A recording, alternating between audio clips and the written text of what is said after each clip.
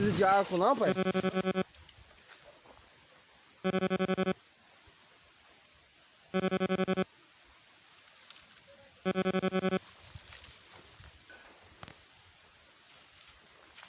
Isso é muito.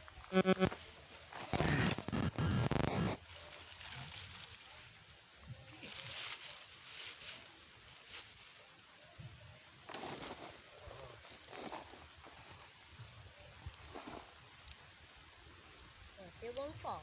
Não. Agora espanta um pouco os mosquitos. Vocês não gostam de fumaça? Não.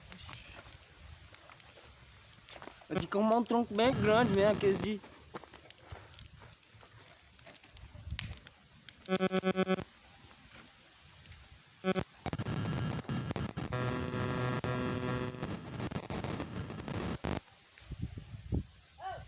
Ê!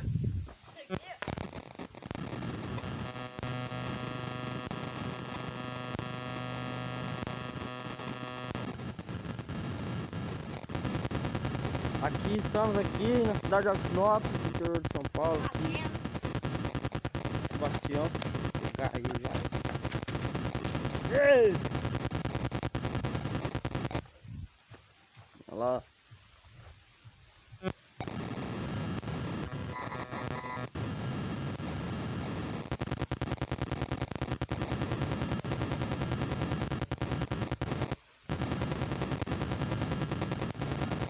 Tô usando duas lanternas, uma na cabeça, no boné.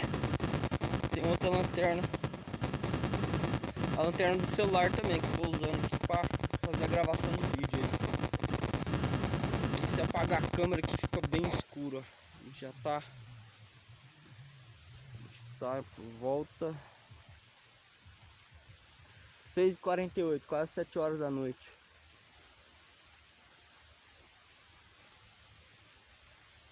Aí, vou puxar a câmera de lado assim, ó. Aí. Ô pessoal, se inscreva lá no canal, lá, compartilhe o vídeo lá. Beleza? Eu agradeço desde já. Valeu!